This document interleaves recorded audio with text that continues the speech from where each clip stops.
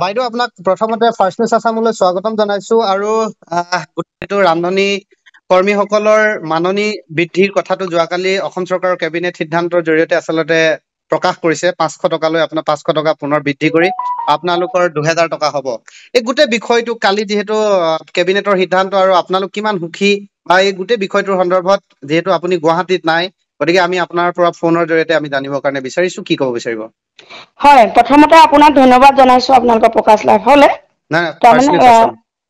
আসামলে প্ৰথম কথা হৈছে আমি সুখী নহয় আমি সুখী নহয় আমি এই কাৰণে সুখী নহয় আচলতে ৰন্ধন কৰ্মী আইসকলক মুঠত আমাৰ লাজ লাগিছে ৰন্ধন কৰ্মী আইসকলে মোক জানিব দিছে যে আমাৰ লাজ লাগিছে মুখ্যমন্ত্ৰী ডাঙৰীয়াই যে আমাক 500 টকা দিছে আমাৰ লাজ লাগিছে তাৰমানে লাজ এটোৱে ক'ব বিচাৰিছো যে আমাক এই মানে কণা হাঁহক পতান দিয়া নিচিনা 500 টকা দি মুখ্যমন্ত্ৰী ডাঙৰীয়াই আমাক কি কৰিছে টুপি পিন্ধাব লৈছে ইলেকশ্যনৰ আগত তেখেতে হয়তো পাহৰি গৈছে আজি 4 বছৰৰ আগৰ যিজন আমাৰ প্ৰাক্তন আমাৰ সৰ্বানন্দ সোণোৱাল মুখ্যমন্ত্ৰী যেতিয়া আছিলে তেতিয়া তেখেত কি আছিলে আপোনাৰ এই শিক্ষামন্ত্ৰী ডাঙৰীয়া আছিলে মুখ্যমন্ত্ৰী ডাঙৰীয়াই কেবিনেটত নধৰাকে বাজেটত নুকুৱাকে তেওঁ কৈ দিলে যে ৰন্ধন কৰ্মীসকলৰ 500 টকা এটা হ'ব আৰু কৈছিলে যে এনজিও কোনো কাৰণতে নাহে এতিয়া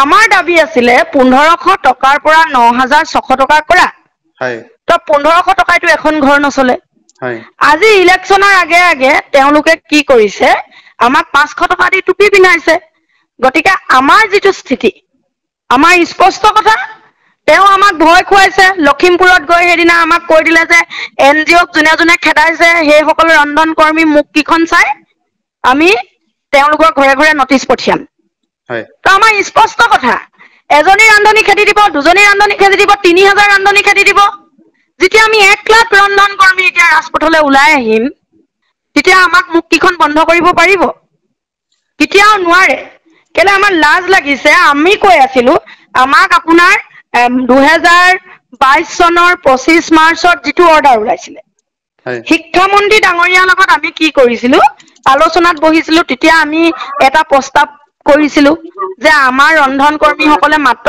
1500 টকা পায় তাৰে 500 টকা ৰাজ্য চৰকাৰৰ বহুত দিন থাকি যায় এতিয়াও 4 মাহ ধৰি 500 টকাটো পোৱা নাই হেতু লাজৰ কথা হে 500 টকাটো আমাক দিয়াই নাই আজি 4 মাহে ৰন্ধন কৰ্মী আইসকলক কিন্তু 2022 চনৰ যিটো অৰ্ডাৰ ওলালে অৰুণোদয় ৰন্ধন কৰ্মীসকলে পাব তেতিয়া মুখ্যমন্ত্ৰী ডাঙৰীয়া কি ক'লে ৰন্ধন কৰ্মীসকলে অৰ্ডাৰটো উলিয়াই দিয়াৰ পিছত অৰ্ডাৰ কপিটো আমাৰ হাতত আছে তো কৈছে যে ৰন্ধন কৰ্মীসকলে চাকৰি চৰকাৰৰ চাকৰি এটকা হলেও চৰকাৰৰ চাকৰি এতিয়া তেখেতে কৈ আছে যে ৰান্ধনী কৰ্মীসকল চৰকাৰী চাকৰি তো তেওঁলোকৰ মাননিটো বৃদ্ধি হ'ব বুলি কৈছিলে কিন্তু লাজ লাগিছে 2000 টকাৰ চৰকাৰী চাকৰি কৰে নেকি 2000 টকায়ে চৰকাৰৰ চাকৰিটো নকৰে হে 2000 টকাটো আমাক এই 500 টকাটো আমাক নিদিলেও হ'লহেঁতেন এটা তামিলনাডুৰ নিচিনা ঠাইত 12500 টকা পায়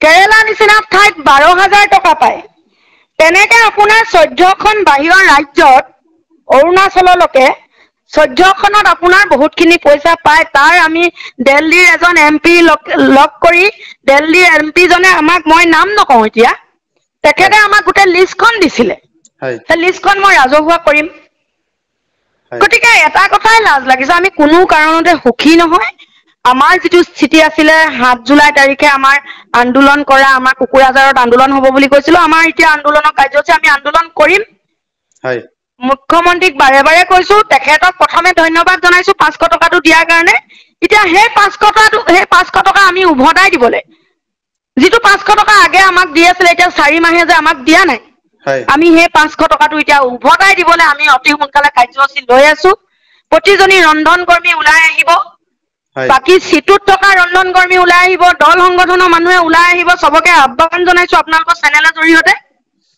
আমাৰ 1 তাৰিখৰ পৰা স্কুল বন্ধ হ'ব গতিকে 1 তাৰিখৰ পৰা আমাৰ জুলাই 1 তাৰিখৰ পৰা আমাৰ এই মাহটো জুলাই মাহটো আমাৰ আন্দোলনৰ কাৰ্যসূচী ল'ব আৰু লোৱা হ'ব। গোটেই বিষয়টো যিহেতু মুখ্যমন্ত্ৰীয়ে বাৰে বাৰে কৈ আছে যে আন্দোলন কৰিলে যি কেইগৰাকী আচলতে আন্দোলন মানে যাৰ মুখ কেইখন চাই তেওঁলোকক খেদাই দিয়া হ'ব বা চাকৰিৰ পৰা এনেকুৱা ধৰণৰ ভাবুকিও দিছিল। সেই ভাবুকিত যদি আপোনালোকে পৰে তেতিয়া এতিয়া সেই ভাবুকিত যদি আমি পৰো, সেই ভাবুকিত পৰিলেতো মুখ্যমন্ত্ৰী নিজে, সেইটো মুখ্যমন্ত্ৰী আৰু ৰান্ধনিৰ মাজত যুঁজ হ'ব। হয়, মুখ্যমন্ত্ৰী আৰু ৰান্ধনিৰ মাজত যুঁজ হ'ব।